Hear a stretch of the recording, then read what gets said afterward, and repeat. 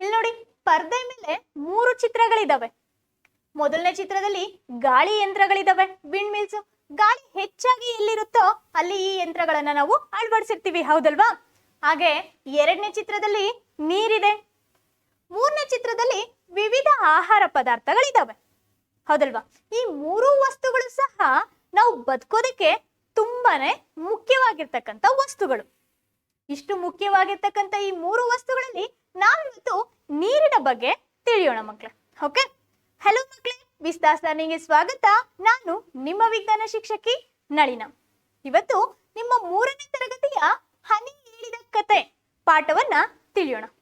ಮೊದಲನೇದಾಗಿ ಈ ಪಾಠದಲ್ಲಿ ಯಾವೆಲ್ಲ ಅಂಶಗಳನ್ನ ತಿಳಿತೀವಿ ಅನ್ನೋದನ್ನ ನೋಡಿ. ಮೊದಲನೇದು ನೀರಿನ ಆಕಾರಗಳು.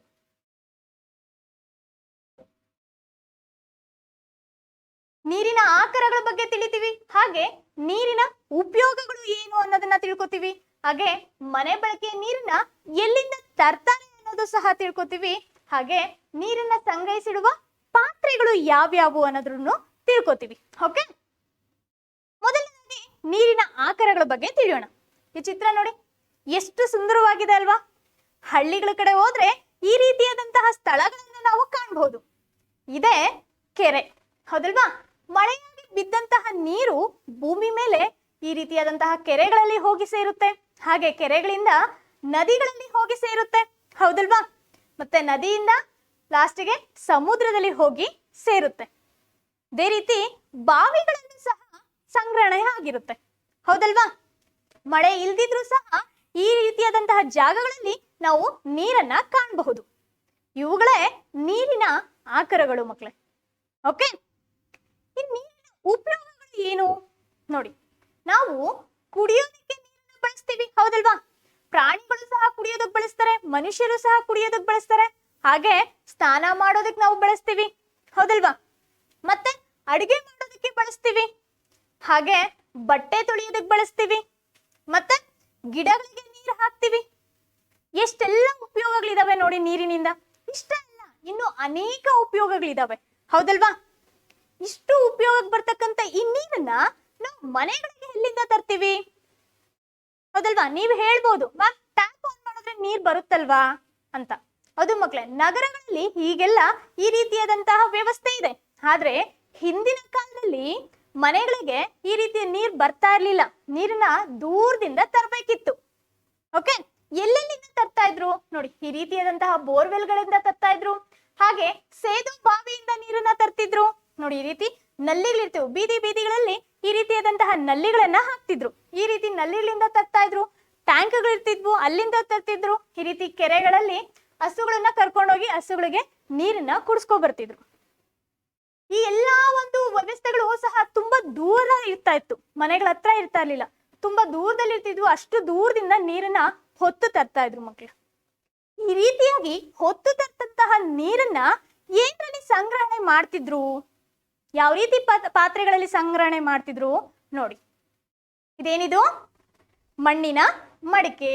ನಾವು ಬೇಸಿಗೆ ಕಾಲದಲ್ಲಾದ್ರೆ ಹಳ್ಳಿಗಳ ಕಡೆ ಈ ರೀತಿ ಮಣ್ಣಿನ ಮಡಿಕೆಯಲ್ಲೇ ನೀರನ್ನ ಸಂಗ್ರಹಿಸಿಟ್ಟಿರ್ತಾರೆ, ಯಾಕಂದ್ರೆ ತಂಪಾಗಿರುತ್ತೆ ಅಂತ, ಹೌದಲ್ವಾ?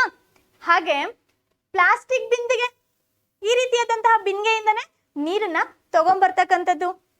ಹಾಗೆ ಇಲ್ಲಿ ನೋಡಿ, ತೊಟ್ಟಿ, ತಂದಂತಹ ನೀರನ್ನ ಈ ರೀತಿ ತೊಟ್ಟಿಯಲ್ಲಿ ಹಾಕಿ ಸಂಗ್ರಹಿಸಿಡ್ತಾ ಇದ್ರು, ಹೌದಲ್ವಾ? ಅದೇ ಇಷ್ಟೇ ಅಲ್ಲ, ಇನ್ನು ನೀವು ಶಾಲೆಗಳಿಗೆ ಹೋಗ್ಬೇಕಾದ್ರೆ ಈ ರೀತಿಯಾದಂತಹ ಬಾಟಲ್ಗಳಲ್ಲಿ ನೀರನ್ನ ತಗೊಂಡೋಗ್ತೀರಾ ಅಲ್ವಾ? ಎಸ್, ಹಾಗೆ ಬಕೆಟು, ಈ ರೀತಿ ಬಕೆಟ್ಗಳಲ್ಲೂ ನೀರನ್ನ ಸಂಗ್ರಹಿಸಿಟ್ಟಿರ್ತೀವಿ. ಮತ್ತೆ ಇದು ಸಿಂಟ್ಯಾಕ್ ಮೇಲೆ ಇರುತ್ತೆ ಅಲ್ವಾ, ಇದ್ರಲ್ಲೂ ಸಹ ನೀರನ್ನ ಸಂಗ್ರಹಿಸಿಟ್ಟಿರ್ತೀವಿ, ಹೌದಲ್ವಾ? ಇವಿಷ್ಟೇ ಅಲ್ಲ, ಇನ್ನೂ ಹಲವಾರು ವಸ್ತುಗಳಿದಾವೆ ನೀರನ್ನ ಸಂಗ್ರಹಿಸಿಡೋದಕ್ಕೆ. ಎಸ್, ಈ ರೀತಿಯಾಗಿ ಸಂಗ್ರಹಿಸಿಟ್ಟಂತಹ ನೀರನ್ನ ನಾವು ಹೇಗೆ ಬಳಸ್ಬೇಕಪ್ಪ? ಈಗ ಎಲ್ಲಿಂದನೋ ನೀರನ್ನ ಹೊತ್ತು ತಂದಿರ್ತೀವಿ, ನಾವು ಹಾಗೆ ಅವುಗಳನ್ನ ನೀರನ್ನ ಹಾಗೆ ಕುಡಿಬಾರ್ದು. ಓಕೆ, ಅವುಗಳನ್ನ ಕುದಿಸ್ಬೇಕು. ನೀರನ್ನ ತಂದಂತಹ ನೀರನ್ನ ಕುದಿಸಿ ಆರಿಸಿ ಮುಚ್ಚಿಡಬೇಕು. ಓಕೆ, ಅಂತಹ ನೀರನ್ನ ಕುಡಿಯೋದ್ರಿಂದ ನಮ್ಮ ಆರೋಗ್ಯ ಚೆನ್ನಾಗಿರುತ್ತೆ. ಅಷ್ಟೇ ಅಲ್ಲದೆ ಕುಡಿಯುವಂತ ನೀರನ್ನ ನಲ್ಲಿ ಇರ್ತಕ್ಕಂಥ ಪಾತ್ರೆಗಳಲ್ಲಿ ಸಂಗ್ರಹಿಸಿಡ್ಬೇಕು ಮಕ್ಳೇ. ಗೊತ್ತಾಗ್ತಿದ್ಯಾ? ನಲ್ಲಿ ಇರುವ ಪಾತ್ರೆಯಲ್ಲಿ ಸಂಗ್ರಹಿಸಿಡೋದ್ರಿಂದ ನಮ್ ಕೈಯಲ್ಲಿ ಇರ್ತಕ್ಕಂಥ ಕೊಳೆ ನೀರೊಳಗಡೆ ಸೇರೋದಿಲ್ಲ. ಓಕೆ, ನೋಡಿ, ಈ ರೀತಿಯಾಗಿ ನಲ್ಲಿ ಇದೆ.